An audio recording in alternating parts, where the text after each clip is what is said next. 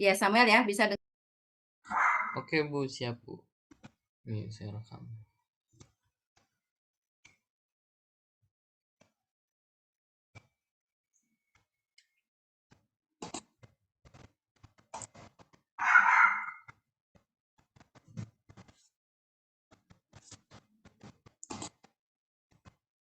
Silakan yang mau menyampaikan pendapat, diskusi di sini ya. Boleh saling menyanggah, silakan, tidak apa-apa. Biar diskusi kita menjadi.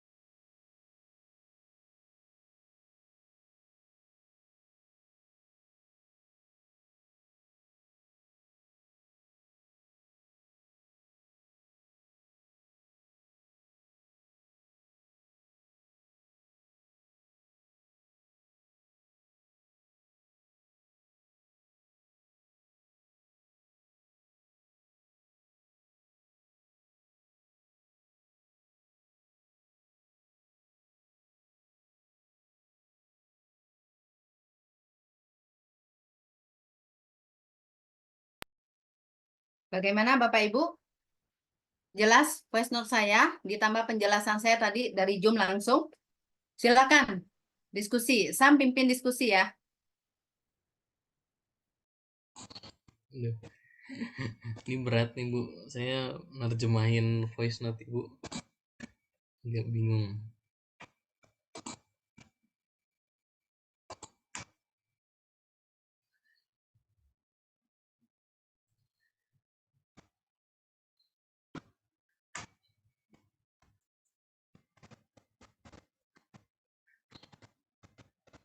Boleh nggak Bu minta penjelasan yang tadi yang kalimat terakhir itu yang memadamkan roh itu gimana Bu? Roh kudus kah? Maksudnya kita Apa spirit, menghalangi, jiwa? sorry, gimana? Ini minta dijelasin Bu untuk yang tadi kalimat terakhir di voice note itu memadamkan roh itu maksudnya memadamkan roh kudus atau jiwa kita, spirit gitu, semangat atau gimana tuh Bu? Memadam roh artinya kita membatasi Allah bekerja, kita membatasi Roh Kudus bekerja dalam setiap rencana termasuk tujuan kita. Maksudnya seperti itu, Sam. Oh, oke. Jadi tujuan maksudnya tahapan-tahapan terus rencana yang kita buat itu bisa gitu ya terhalang gitu. Jadi kuasa Roh Kudus, kuasa Allah itu nggak bekerja gitu. Karena kita rencanain terlalu jelimet mungkin gitu ya, Bu. Apakah karena kita udah pakai pikiran kita, jadi artinya kita tidak mengandalkan Tuhan, kita mengandalkan pikiran kita karena kita udah bikin tujuan, kita udah bikin tahap-tahapnya gitu kan, kita udah ngeplan sehingga tidak ada ruang itu untuk Tuhan bekerja. Nah, bagaimana tentang ini? Apakah tujuan itu menghalangi Allah bekerja, memadamkan roh? Iya, Pak Budi mau ngomong Pak Budi tadi. Boleh. Ya, eh, dari sisi egois kita ya, ego kita ya. Ego kita yang terlalu memaksakan artinya apa yang ada di dalam pikiran kita. Keinginan, pikiran, keinginan. Nah, itu yang kadang membuat sepertinya kan hal-hal yang kita pikir dan kita inginkan itu luar biasa ya, Ibu dan teman-teman. Padahal itu belum tentu menurut Tuhan. Apa yang menurut kita baik, menurut Tuhan belum tentu. Nah, itu seringnya kan kita begitu. Banyak planning ya, planningnya banyak, terus kemudian tinggi, terlalu tinggi. Ya, artinya punya impian boleh, tapi kalau artinya kita juga mengedepankan ego kita dan emosi kita, nah, bisa saja akhirnya juga banyak yang tidak sesuai dengan yang Tuhan inginkan. Itu kira-kira Ibu, teman-teman. Iya, saya coba Lain, ya. silakan. Ya, Saya silakan. coba ya. Jadi kalau menurut saya ya itu keterlibatan Roh Kudus itu memang selalu nomor satu. Contoh soal begini ya, seandainya kita punya sesuatu perencanaan, punya sesuatu proyek, pekerjaan, ya, untuk melibatkan Roh Kudus, pertama apa? Kita harus bawa dalam doa, ya. Bawa dalam doa berarti sudah melibatkan Roh Kudus, sudah melibatkan Tuhan. Ya, dari hasil doa tersebut nanti kita akan diberikan hikmat, petunjuk oleh Roh Kudus bagaimana kita mengerjakannya. Jadi tidak melemahkan karya Roh Kudus, tidak. Asal perencanaan itu, pekerjaan itu diawali dengan doa. Nah, dan saya percaya dari doa tersebut nanti kita dapat hikmat, dapat tuntunan bagaimana untuk mengerjakan pekerjaan yang kita rencanakan tersebut. Gitu loh. Dan sembari berjalan kita terus juga berharap Roh Kudus bekerja tentunya ya. Bukan karena ego kita, kalau menurut saya sih begitu ya. Ya. Asal jangan kita mengerjakan sesuatu tanpa berdoa dulu gitu loh. Tanpa tanya Roh Kudus dulu. Nah, itu lain. Ya kan? Jadi kita mengerjakan, kita berdoa, tanya apa yang Roh Kudus mau, mohon petunjuk, bimbingan, pimpinan. Nah, itu berarti kita enggak meniadakan pekerjaan Roh Kudus untuk turut bekerja. Kalau kita sudah berjalan bekerja, nanti kan ada istilahnya, Tuhan bekerja dalam segala hal, mendatangkan kebaikan. Ya, sembari berjalan. Tapi harus diawali dengan doa. Gitu aja sih. Ya, saya tambahin komunikasi yang tadi Ibu jabarkan. Sebenarnya komunikasi itu bisa membuat roh padam. Ya, karena dengan komunikasi itu bisa membawa orang tertular ya dengan apa yang kita sampaikan. Jadi ada bagaimana caranya kita meramu sebuah kata-kata yang menjadi satu tujuan komunikasi. Kalau tujuan kita itu tergantung yang tadi Opa Elman bilang memang betul. Kita kalau mau membangkitkan semangat orang, membangkitkan roh seseorang, ya pasti perlu urapan, perlu hikmat. Tapi yang secara garis besar mungkin saya nggak tahu dari Ibu Mary ya itu Ibu Mary ya Ibu Mary ini terlalu belum spesifik karena ini kan komunikasi ini menuju kemana. Kalau bicaranya tentang khotbah atau konseling sudah pasti komunikasi Kristen itu harus di set up sebagaimana mestinya dan minta campur tangan Tuhan ya supaya kita juga membuat sebuah komunikasi yang membangun membangun roh seseorang, membangun iman seseorang. Tapi komunikasi juga bisa menghancurkan orang, gitu ya. Karena kita kalau saya misalnya nggak suka dengan Sam gitu ya, saya ngobrol sama Pak Elman. Pak Elman, Sam ini gini ya. Padahal saya udah gini-gini loh sama Sam, tapi Sam nggak gini-gini. Ah, Pak Elman ikutan marah juga sama Sam, padahal yang punya masalah saya. Karena itu tujuan saya ya untuk menghancurkan Sam gitu misalnya. Contoh ya Sam ya. Damai ya itu maksudnya komunikasi bisa dipakai ke arah sana. Nah jadi kalau ditanyakan apakah komunikasi bisa memadamkan roh, jawaban saya bisa ya, atau menghancurkan seseorang. Kan di Alkitab juga bilang ya lidah itu bisa membuat perkara besar gitu ya, membunuh orang, karakter orang gitu ya. Ya menurut saya itu sih. Silakan yang lain coba.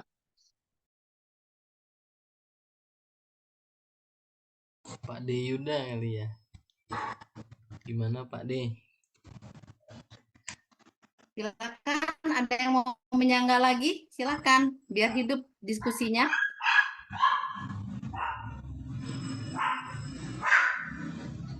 Asal ini ya, dalam tanda kutip komunikasinya asal yang positif gitu ya. Nah, kalau komunikasinya itu yang negatif, gosip, ya, menjelek-jelekan orang itu pasti roh mati gitu. Tapi kalau ngobrolin yang positif, membangun, biasanya Roh Kudus turut bekerja di situ dah. Asal tidak yang negatif aja. Ngegosip itu rohnya nggak mau campur tangan ini. Ya Saya kan, boleh gitu aja. nambahin. Saya nambahin boleh Bu? Silakan Nggak Pak, boleh terbuka dong. ini diskusinya Pak. Silakan Oh, disanggah. ya, kalau saya juga sepakat dengan Opa Herman. Jadi komunikasikan bagaimana kita menyampaikan ide kita dan bisa tersampaikan ide kita dengan baik dan kita dapat umpan balik dan segala macam gitu kan. Kalau emang ide kita ide yang positif, ide yang positif pun belum tentu diterima oleh banyak orang gitu. Apalagi ide yang negatif. Jadi ya menurut saya ya bisa aja komunikasi itu memadamkan roh seseorang gitu ya. Memadamkan roh seseorang. Bisa saja. Dan malah justru malah sering sekali komunikasi itu memadamkan roh seseorang kan. Meskipun kadang-kadang tujuannya atau idenya itu ide yang bagus gitu. Jadi kalau kita komunikasi kita kurang bagus, berarti ide yang bagus diterima jadi tidak bagus. Itu adalah komunikasi yang nggak baik gitu. Komunikatornya yang belum berhasil gitu ya. Nah, menurut saya seperti itu.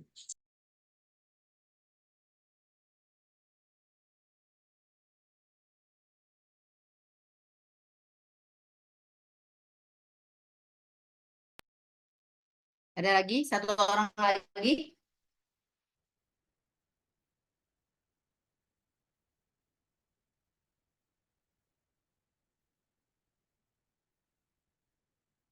Berarti saya nggak bisa share screen ya sepertinya ya. Kalau sekarang suara lancar ya Sam ya? Suara sih lumayan Wah, lancar sih, Bu. sepertinya saya. Iya, lancar, Bu, Oh, suara. lumayan. Berarti ada hilang-hilangnya juga ya. Ada, Bu. Hmm. Inggrisnya kali. Masa saya rekam masuk di grup suaranya? Aku mau lewat WA call, Bu.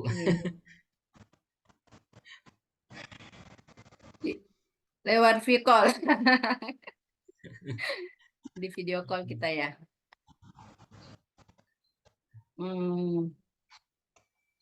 Oke, saya tanggapin dulu ya.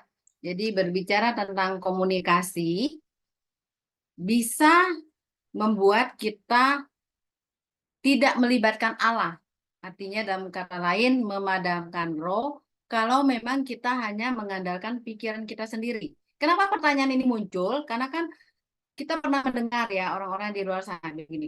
Udah kalau layani Tuhan itu ngalir aja gitu. Berharap aja sama Tuhan. Ngalir aja pokoknya. Pasti pada saatnya, pada titik-titik tertentu Tuhan yang buka jalan. Nah itulah artinya kita mengandalkan Tuhan. Setuju nggak dengan statement seperti ini? Jadi ngalir aja, nggak usah perlu dipersiapkan, pokoknya maju aja, pasti Tuhan melindungi, menaungi. Justru kalau misalnya kita bikin plan, oh berarti kamu ngandalin pikiranmu sendiri, ngandalin kekuatanmu sendiri, sehingga Allah tidak bisa bekerja. Bagaimana kalau kita mendengarkan statement seperti itu? Makanya muncul kan pertanyaan seperti tadi, benar nggak sih kalau kita menetapkan tujuan, kalau kita benar-benar merencanakan sesuatu dengan baik itu, otomatis kita tidak melibatkan Tuhan. Enggak juga sih, Bu. Enggak juga, Bu. Bentar. Enggak salah pernyataan itu, Bu. Seperti saya katakan tadi kan kita selalu berdoa dulu ya sebelum melakukan sesuatu perencanaan. Berarti kita sudah melibatkan Tuhan di dalam. Nah, nanti dalam perjalanannya ya mengalir gitu loh. Tapi tetap aja diawali dengan komunikasi dengan Roh Kudus dulu gitu loh. Gitu. Kecuali kalau melakukan komunikasi sesuatu tanpa berdoa dulu, tanpa berharap Roh Kudus bekerja dulu, langsung ngomong aja ya, langsung mengerjakan begitu. Nah, itu namanya ngalir sembarangan itu tanpa tuntunan gitu loh. Menurut saya sih begitu ya. Iya. Oke, jadi artinya komunikasi yang menetapkan tujuan itu bisa dia memadamkan roh kalau memang dia tidak melibatkan. Tetapi justru dengan dia menetapkan tujuan, dari awal dia bawa Tuhan dalam menentukan tujuan itu dalam proses awal, pertengahan sampai akhirnya, justru itu dia benar-benar melibatkan Tuhan dalam setiap langkah-langkah, dalam setiap persiapan yang dia lakukan. Jadi justru Allah itu tidak hanya tiba-tiba brek di akhir gitu ya, tapi Allah dari awal. Allah selalu menyertai. Jadi sejauh mana seorang komunikator melibatkan Tuhan dalam menetapkan tujuan, dalam menetapkan tahap-tahapan yang harus dia lakukan. Nah, sejauh itulah Tuhan akan bekerja. Tuhan akan memberikan hikmah. Jadi tujuan itu tidak memadamkan roh, tidak membatasi Allah bekerja dalam komunikator menyampaikan pesan. Berbicara tentang komunikasi Kristen, tentu itu berbicara tentang menyampaikan atau memberitakan kabar baik. Jadi, ini bisa masuk ke area konseling, bisa masuk ke penginjilan, penggembalaan, dan sebagainya. Segala pesan firman Tuhan yang disampaikan. Nah, itu berbicara tentang komunikasi Kristen. Bapak Ibu, saya coba share screen sekali lagi ya. Kalau misalnya masih gagal juga, paling saya tidak share screen ya. Jadi paling didengarkan dulu aja. Di saya sih sudah berhenti hujannya.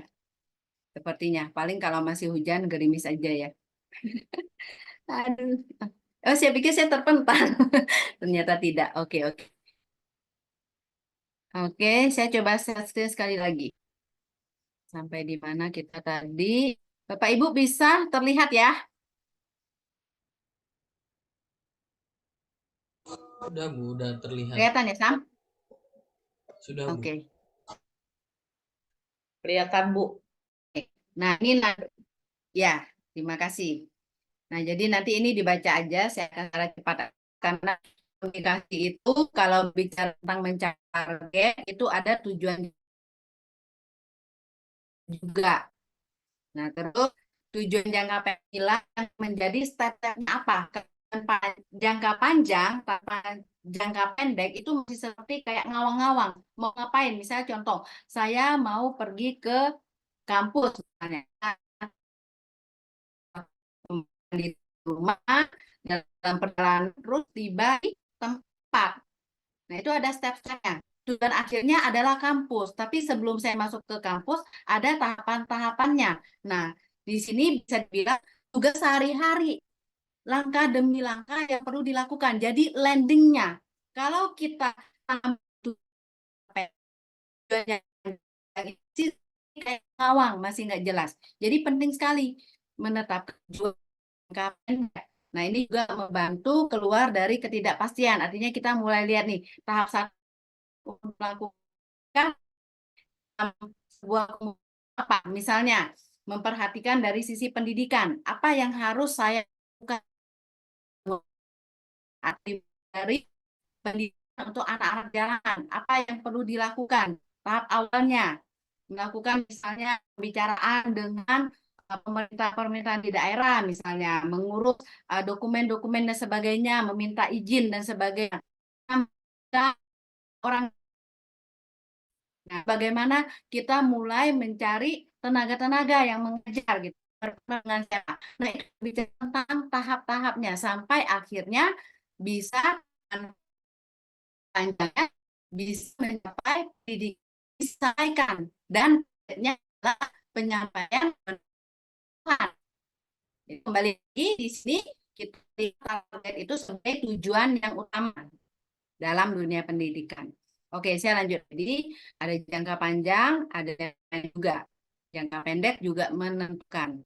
Nah, berikutnya dalam tujuan ini tentu saja goalnya ada. Maka jelas ketika di dalam perjalanan itu ada yang putus.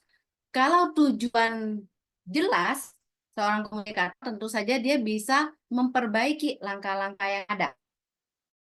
Tapi tujuannya tidak jelas, maka akan sulit dia melakukan ketika masalah atau salah dalam perjalanan yang ada. Nah, berikutnya, tujuan komunikasi yang jelas itu menekan kemungkinan komunikasi yang efektif, mengetahui apa yang kita lakukan, mengembangkan tujuan yang memadai. Jadi pertama adalah penyampaian Tuhan, pemberitaan kabar baik, itu adalah komunikasi Kristen intinya. Nah, terus tahap-tahap berikutnya ya seperti itu tadi, melihat daripada kebutuhan manusianya dulu, secara psikologisnya dulu. Kan kita udah membahas di awal-awal itu ada kebutuhan jiwa. Manusia terdiri dari jiwa dan tubuh yang perlu diperhatikan. Bapak Ibu, di saya view-nya mematung ya. Apakah saya lagi? Bisa tolong konfirmasi?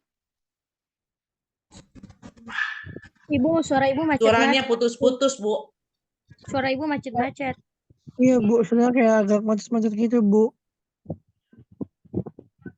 Oke, suara putus-putus ya. Kalau gitu, perhatikan screen-nya ya. Tolong diperhatikan screen-nya ya. Baik Bu. Biar bisa suara yang terputus itu bisa terbantu dengan view yang ada ya. Kita melalui visual dibantu dengan audio ya untuk saat ini.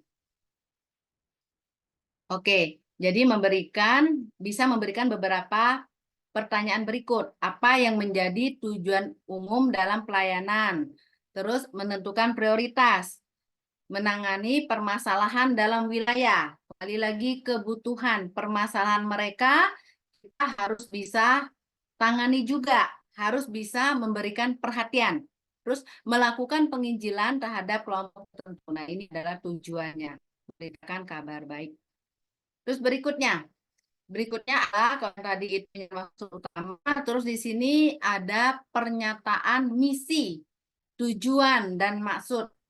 Nah, terus tujuannya apa? Tahapan misinya apa yang harus kita lakukan?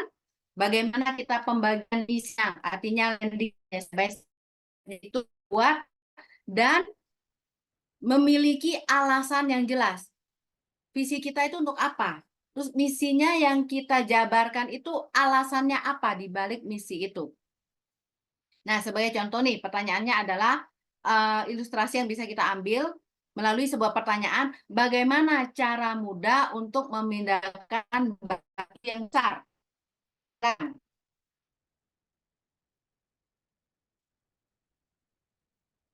Suara saya bisa terdengar? Bagaimana cara memindahkan batu yang besar?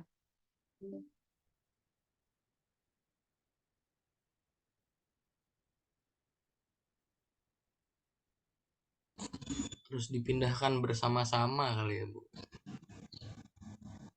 Batu yang besar gimana? Bersama-sama. Ini batu di tepi pantai. Di tepi pantai apalagi loh, di tepi besar. pantai. Besar banget. Nempel dia. Gimana caranya? Oh, kalau nempel pakai alat berat ya, Bu. Alat berat. Iya. Gimana caranya? Langsung alat beratnya angkat. Ini besar sekali nih. Kira-kira bisa nggak pakai alat berat?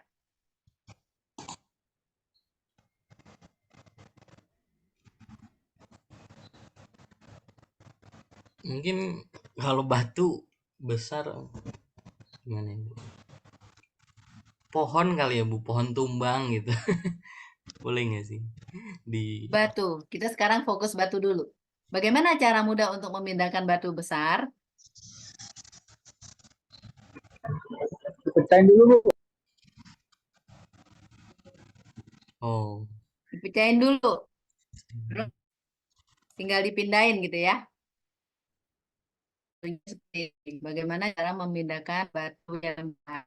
Nah, kalau kita punya tujuan kita apa di sini? Batu yang besar ini mau dipindahkan.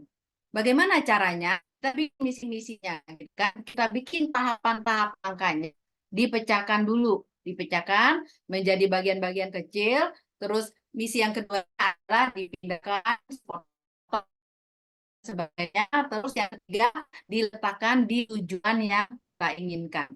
Jadi tujuan itu penting seperti ini sehingga tujuan yang besar itu bisa kita lakukan dengan cara, kalau contoh ya kayak batu ini kan, kalau misalnya kita cuma hanya melihat tujuan tanpa kita memikirkan tahapannya, kita akan menjadi bingung gitu apa yang harus dilakukan. Tapi ketika kita membuat tahapannya, contohnya untuk tujuan tadi batu ya, cara memindahkan batu yang besar, nah itu sama saja seperti kita menetapkan sebuah tujuan, kemudian kita menetapkan misi-misinya. Sehingga batu tersebut bisa dipindahkan.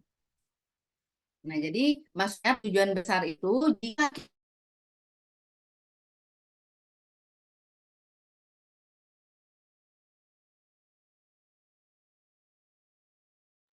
Ibu keluar ya. Iya. saya Memang coba tanpa share, screen ya, kita mau lihat ya. Oke, Bapak Ibu bisa dengar suara saya?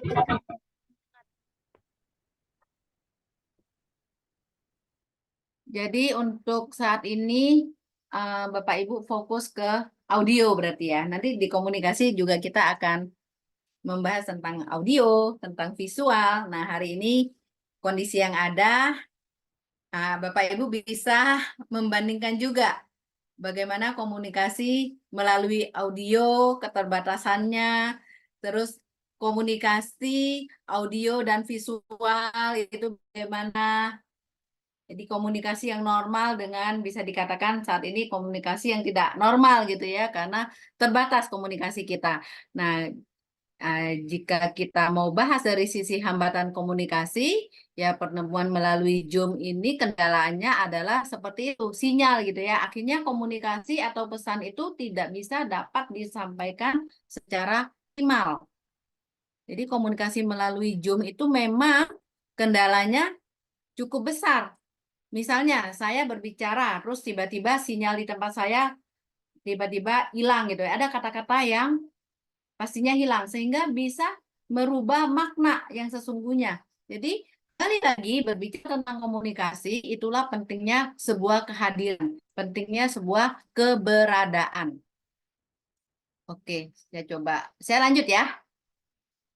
Jadi fokus kepada audio dulu ya Bapak Ibu. Nah, jadi kembali lagi, tujuan yang besar itu dibagi menjadi langkah-langkah yang kecil. Sehingga nantinya hasilnya itu akan progresif dan sudah diselesaikan.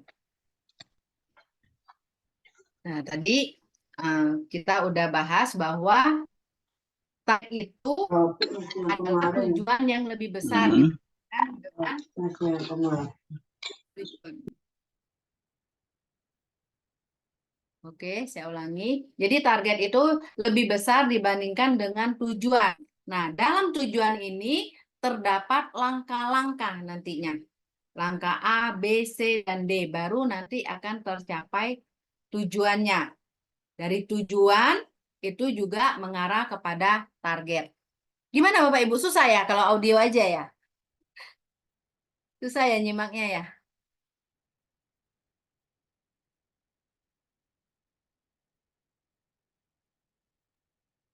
Sampai balik sih agak-agak sedikit paham, paham sama masih kurang paham, masih kurang lengkap sih Bu. Saya munculkan lagi deh, mudah-mudahan. Ini udah berhenti sih sebenarnya hujannya. Hujannya udah berhenti. Berarti efeknya, Bu. Oke. Efeknya ya masih ada ya, Bu ya. Nah, ini yang tadi bahas. Jadi, dalam tujuan itu sendiri ada langkah-langkah untuk mencapai sebuah tujuan baru. Nanti tujuan A, tujuan B, C, pada akhirnya akan mencapai target. Seperti gambar berikut ini. Tujuan dari tujuan itu kita capai target yang paling besar itu. Nah, di sini berikutnya, jadi saya ulangi sedikit ya. Jadi itu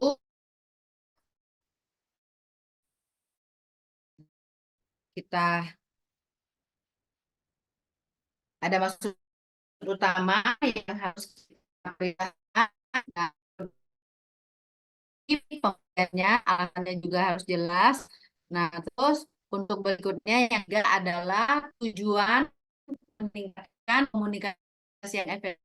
Dengan cara kita berbantu dengan menulis kalimat pendek yang mendorong motivasi kita mencapai tujuan. Nah, misalnya contohnya seperti ini. Ini adalah kepercayaan yang bisa membuat kita jadi optimis untuk mencapai goal ketika kita mencapai goal. Misalnya, be better than you were yesterday.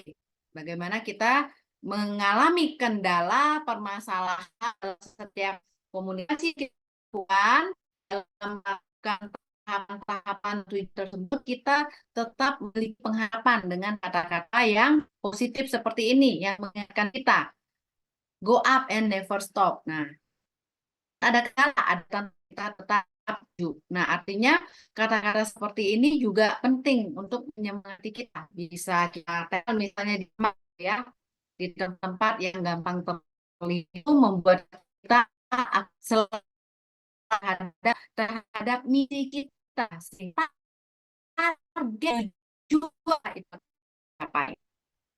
Nah, kita juga perlu mensortir catatan kita. Terus berikutnya menuliskan pernyataan untuk setiap pencapaian. Nah, Bapak Ibu berbicara tentang komunikasi, apalagi sudah berbicara tentang tujuan seorang pendeta, sama nggak dengan tujuan jemaat?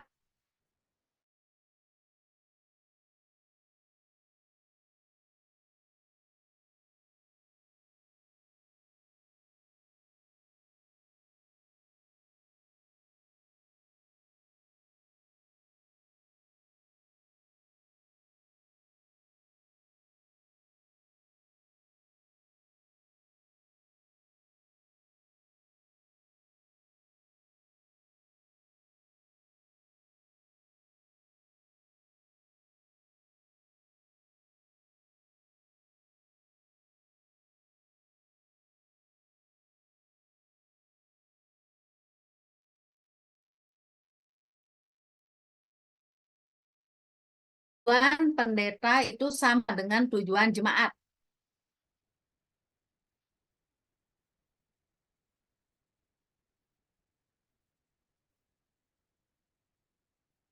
Apakah tujuan pendeta sama dengan tujuan jemaat?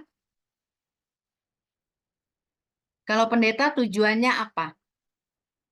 Seorang pendeta tentu tujuannya di dalam penggembalaannya ingin melakukan penjangkauan yang lebih luas gitu ya, jiwa-jiwa. Dan juga memprioritaskan juga pemahaman tentang studi Alkitab gitu ya, pemahaman Alkitab, pendalaman Alkitab. Dan ada sebuah perubahan kedewasaan dalam jemaat. Nah, itu tujuan pendeta. Tetapi jemaat memiliki tujuan yang berbeda. Mereka ingin sebuah penerimaan. Mereka lebih mengutamakan kedekatan, persahabatan, dan juga kenyamanan dalam bergereja. Nah, di sini dalam komunikasi ini sebenarnya menimbulkan sebuah gap. Ada jarak yang semakin jauh karena pendeta prioritas kepada pengembangan, sementara jemaat membutuhkan hubungan, membutuhkan penerimaan. Nah, oleh sebab itu dengan kondisi yang seperti ini, seorang komunikator, seorang gembala itu harus selalu mempersiapkan solusinya dalam kondisi yang ada.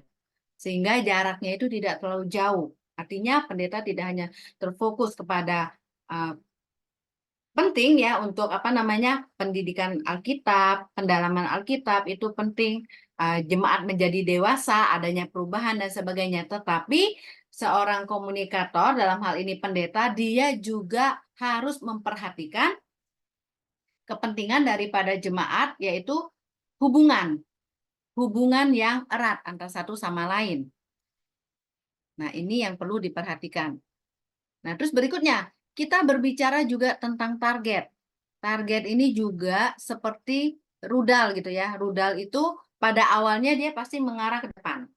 Dan pada akhirnya mencari targetnya. Rudal akan mencapai target itu melalui pendekatan. Jadi dia akan terus mengikuti. Nah, seorang komunikator juga harus seperti itu. Lalu mengikuti targetnya. Tujuan yang dilakukan itu harus mengikuti target. Berikutnya adalah mengembangkan tujuan. Jadi nanti dibaca aja ya, didengarkan aja dulu. Jadi tujuan itu harus relevan, bisa diukur. Terus juga ada tenaga yang harus diperjuangkan di situ. Dan ada kurun waktu dalam setiap tujuan yang ada. Terus juga mempersiapkan SDM yang memadai.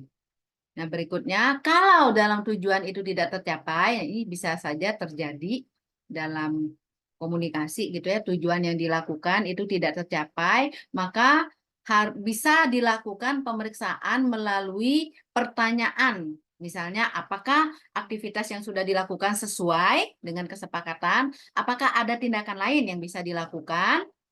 Jika tidak ada cara lain, apakah tujuan yang disepakati itu dapat dicapai? Nah, dalam hal ini kadang-kadang tujuan itu bisa saja mengalami sebuah perubahan, tapi tentunya harus dikaji lebih dalam lagi agar tidak menjadi sia-sia gitu ya. Nanti berubah lagi.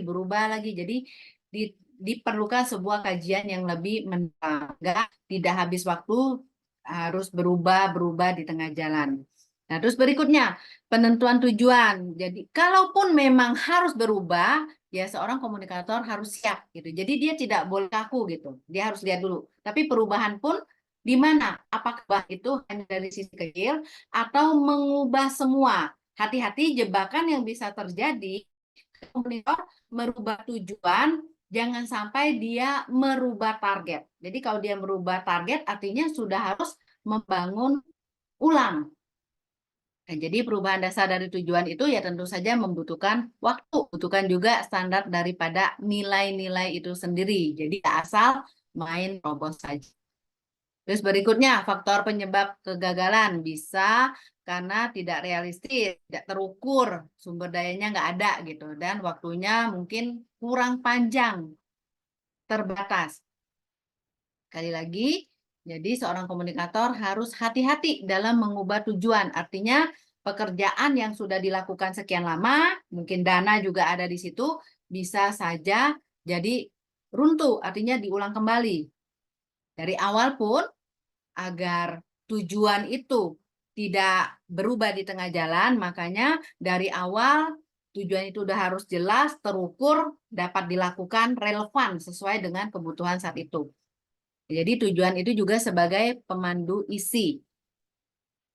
Kesulitan untuk, kalau kita kesulitan untuk menentukan isi pesan, nah itu juga bisa dikarenakan karena dua hal.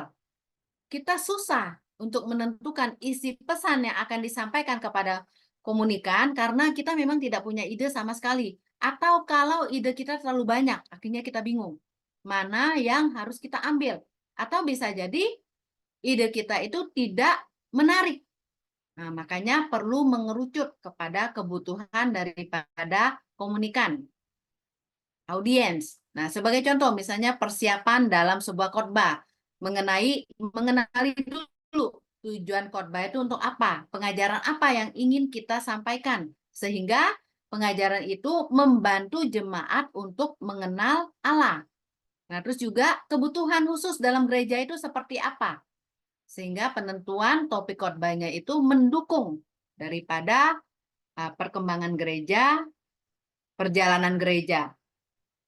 Nah, terus juga memahami pesan Alkitab secara menyeluruh utuh, sehingga benar-benar kita melihat secara objektif daripada isi Alkitab itu sendiri.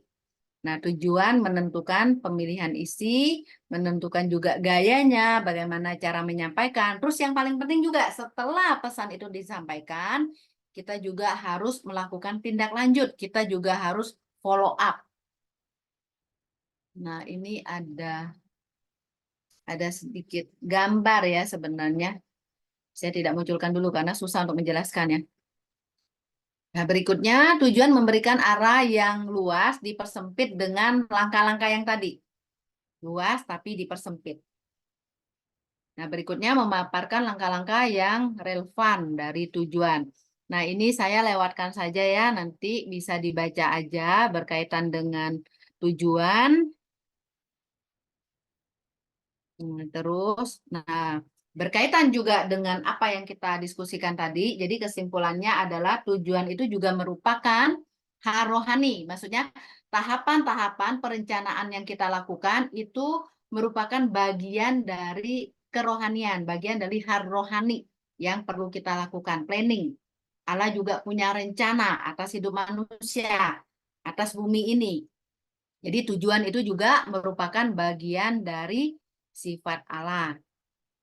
Jadi menentukan tujuan juga menjadi bagian dari pekerjaan anak-anak Allah.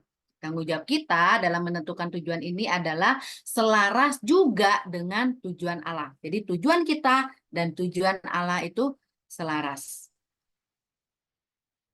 Nah, di dalam Ibrani 11 ayat 1 bisa dibacakan? Ibrani 11 ayat 1. Silakan.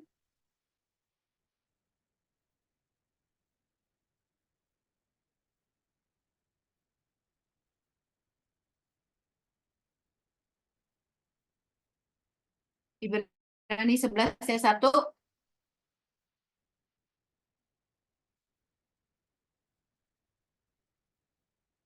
Iya, Bu. Apakah suara saya? Ya, silakan. Ibrani 11 ayat 1 ya. Perikopnya saksi-saksi iman. Iman adalah dasar dari segala sesuatu yang kita harapkan dan bukti dari segala sesuatu yang tidak kita lihat. Amin. Jadi iman itu menyiratkan tujuan kita. Ketika kita berdoa dengan iman, kita berharap untuk menerima apa yang kita minta. Jadi doa tersebut menunjukkan tujuannya. Tanpa tujuan ya kita akan sulit berdoa. Apa yang mau kita doakan? Tapi kalau tujuan kita jelas, tujuan itulah yang kita bawa di hadapan Tuhan. Jadi Alkitab juga terdapat tujuan Allah, rencana Allah secara berulang-ulang.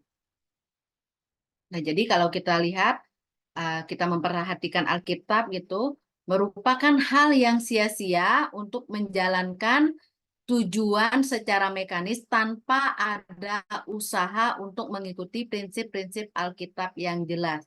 Jadi dalam tujuan kita tetap prinsip-prinsip Alkitab kita bawa. Dan merupakan sebuah kebodohan untuk menetapkan tujuan tanpa usaha mengenal kehendak Allah melalui firman Tuhan, doa maupun kepekaan terhadap pimpinan Allah. Jadi penetapan tujuan dengan kesadaran nah ini yang penting ya, kesadaran bimbingan Allah lebih dahulu. Kesadaran kita bahwa bimbingan Allah itu penting. Berikutnya, dalil yang keenam yaitu penguasaan isi merupakan dasar. Jadi artinya ketika kita menyampaikan informasi ya tentu saja kita harus menguasai isi gitu ya. Kalau kita mau lihat, kita ambil contoh lah kemarin ya yang masih hangat-hangatnya ya waktu debat kemarin itu ya. Kadang-kadang ada dari salah satu paslon itu dia lupa dengan kondisi di lapangan, akhirnya malah menjadi bumerang untuk dirinya sendiri. Makanya penting sekali komunikasi itu kita menguasai isinya. Ya, tadinya rencana mau nyerang orang lain, ternyata kena diri sendiri. Dengan penguasaan isi, makanya ada sebuah kemampuan, kecakapan dalam berbicara sehingga dapat menekankan poin-poin penting dari pesan yang ingin disampaikan. Terus informasinya tentu saja harus menggunakan istilah yang dipahami audiens. Kenali audiensnya, latar belakang mereka, pendidikan mereka, jemaat. Apakah ini youth, apakah sekolah minggu, apakah dewasa muda, bisnismen, umum, dan sebagainya. Itu tentu saja harus dipahami oleh audiens. Terus mengetahui isi pembicaraannya. Jadi kita tidak dapat memberitahu seseorang tentang apa yang tidak kita ketahui. Artinya kita dulu yang paham materi yang kita sampaikan. Niat baik tidak dapat menggantikan penguasaan isi.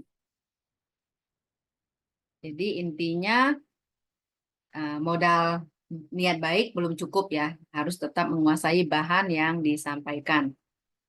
Nah, terus juga, ini saya sampaikan sedikit. Nah, ini mengenai tips untuk menguasai materi. Nah, kita bisa lakukan dengan cara strategi mengingat jangka panjang. Misalnya kita menggambarkan subjeknya gitu ya, kita lakukan zoom dalam pikiran kita, misalnya tentang kursi gitu ya. Kalau kita menggambarkan kursi dalam kita, terus kita zoom itu kursi makin dekat gitu ya. Nah, terus berikutnya subjek apa lagi, kita zoom lagi dalam pikiran kita, dan kita rangkaikan menjadi sebuah kalimat. Itu lebih mudah kita untuk mengingat pesan yang kita sampaikan. Nah, jadi gambarkan subjeknya, kita urutkan topiknya, terus juga dirumuskan dalam singkatan. Nah, jadi untuk mengingat ini ada satu tips juga ya. Misalnya untuk sehari-hari, kadang kan capek ya misalnya untuk reminder gitu, kita harus ketik-ketik atau kita catat. Sebenarnya kalau kita mau praktis untuk mengingat sesuatu yang harus kita kerjakan, kita cukup menggunakan metode yang praktis. Misalnya meletakkan barang-barang yang tidak seharusnya. Contoh nih, misalnya Pak Elman nih jam 3 besok ya ada janji meeting dengan klien misalnya seperti itu. Nah, kalau mau cara praktis tidak perlu dicatat. Tinggal misalnya contoh nih kita punya jam nih di rumah, tinggal kita rubah aja posisinya seperti tidak biasanya. Nah, nanti ketika kita melihat subjek itu kita akan ingat. Nah, itu menjadi cara yang praktis. Terus apalagi? Barang yang kita letakkan itu taruh di tempat yang berbeda. Nah, kalau misalnya udah kita lakukan, berarti kita pindahkan lagi. Coba Bapak Ibu praktekkan, apakah itu bisa membantu kita untuk mengingat secara praktis, yaitu sebagai tanda ya, sebagai tanda. Silakan dipraktekkan, silakan dilakukan sebuah penelitian gitu ya, bisa nggak dilakukan? Maksudnya cara seperti itu. Nah, terus isi atau caranya bagaimana? Cara pesan disampaikan, isi pesannya. Nah, terus gaya juga, bagaimana orang menyampaikan, gaya itu lebih kuat dari isi gitu ya. Ya, contohnya begini, kalau kita melihat pendeta atau pembicara dan sebagainya, biasanya yang ingat di otak kita itu apa? Cara dia menyampaikan kan, keunikan dia sebenarnya yang membuat audiens itu ingat. Jadi, gaya juga penting. Kadang-kadang komunikator bisa menggunakan gaya agar audiens itu selalu memiliki ingatan jangka panjang terhadap pesan yang disampaikan. Oke, jadi penyampaian firman Tuhan yang disampaikan itu penting ya, tetapi jangan sampai apa yang kita sampaikan itu disalahartikan. Jadi maksudnya gini, jangan sampai kita juga lebih mengutamakan gaya daripada isinya. Gaya itu memang kuat untuk ingatan jangka panjang, tapi jangan sampai gaya itu menjadi fokus kita, akhirnya orang melupakan isinya. Nah, terus di dalam Yesaya 55 ayat 11, demikian firmanku keluar dari mulutku, ia tidak akan kembali kepadaku dengan sia-sia. Jadi fokusnya adalah firman. Nah, berikutnya adalah isi daripada pesan ditambah medium, maka pesan itu akan diterima. Jadi maksudnya isi pesannya, cara menyampaikannya itu pada akhirnya akan diterima oleh audiens. Nah, termasuk juga di situ bagaimana komunikator menjadi teladan. Bahwa sikap merupakan medium yang berkaitan dengan isi. Jadi bagaimana kelakuan daripada komunikator, kehidupan sehari-harinya, itu juga menentukan isi pesan diterima. Jadi ketepatan isi itu penting, tetapi cara menyampaikan juga sangat penting. Oke, ada yang mau ditanyakan Bapak Ibu? Nanti bisa dibaca kembali ya untuk bahannya. Karena dari tadi kalau saya munculkan di screen itu dia akan terpental lagi Zoom-nya. Oke, ada yang mau ditanyakan?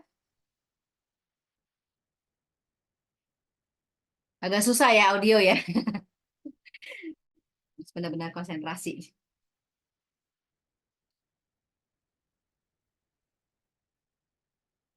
Oke, ada yang mau ditanyakan? Jam saya udah 18.52. Betul ya Sam ya? Sama jam kita? Iya, betul Bu, sama. Oke, kemarin saya sudah mengingatkan untuk tugas makalah ya. Tanggal berapa Sam? Masih ingat Sam? Harus dikumpul? Biar kita sama-sama ya. Startnya sama-sama, kumpulnya sama-sama nanti. Saya udah munculkan di grup, nanti diklik lagi ya Sam ya, tolong ya. Untuk pengumpulan makalah. Tanggal 1 Ya, Maret ya Bu. 1 Maret. Sekarang tanggal berapa? Tanggal 22 Februari. Oke. Bisa dikirimkan bersama-sama ya. Hari ini kita sudah masuk pertemuan yang ke-7 ya, betul ya? Berarti minggu depan itu UTS ya, Bapak Ibu.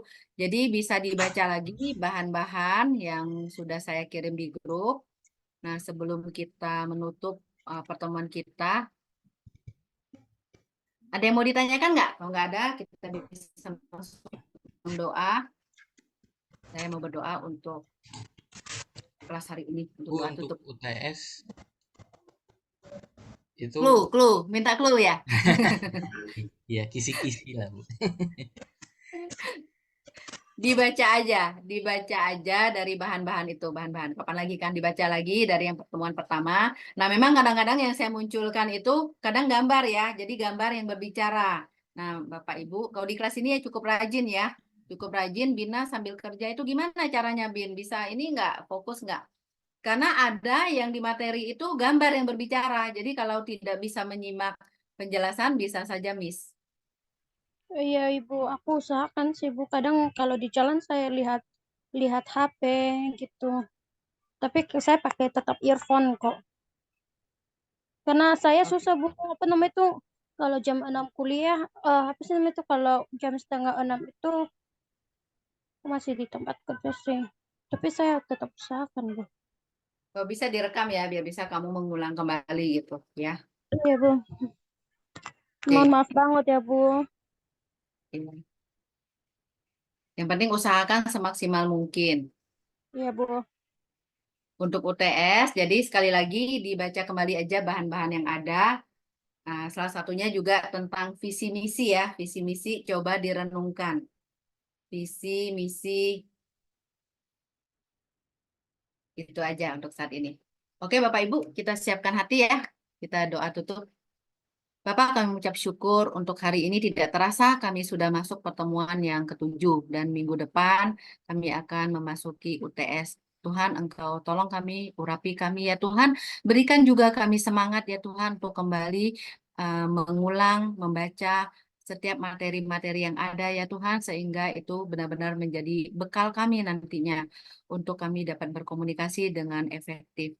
Dan kami juga berdoa, biarlah kesehatan yang daripadamu juga Engkau boleh berikan bagi kami. Segenap keluarga kami juga kami serahkan ke dalam tangan-Mu ya Tuhan. Setiap pribadi-pribadi yang ada dalam Zoom ini ya Tuhan, tidak ada satupun yang terlewatkan. Engkau menjaga dan berkat-Mu yang maksimal ya Tuhan. Hamba-Mu percaya Engkau sudah berikan bagi setiap pribadi yang ada di dalam Zoom ini ya Bapak. Terima kasih untuk semuanya. Biarlah hati kami, pikiran kami ya Tuhan, hanya terfokus padamu saja dan terus Engkau memberikan kami kekuatan. Hari selepas hari kami menjadi lebih baik dan lebih baik lagi ya Tuhan. Dan kami dapat menerapkan pembahasan materi yang ada ini dalam kehidupan kami. Di dalam nama Tuhan Yesus kami berdoa dan mengucap syukur. Haleluya. Amin. Amin. Makasih Ibu. Sama-sama Shalom. Bapak Ibu. Amin. Terima kasih Terima kasih Bu Bu, Tuhan Meriana. berkati. Tuhan memberkati selalu ya Bu. Amin.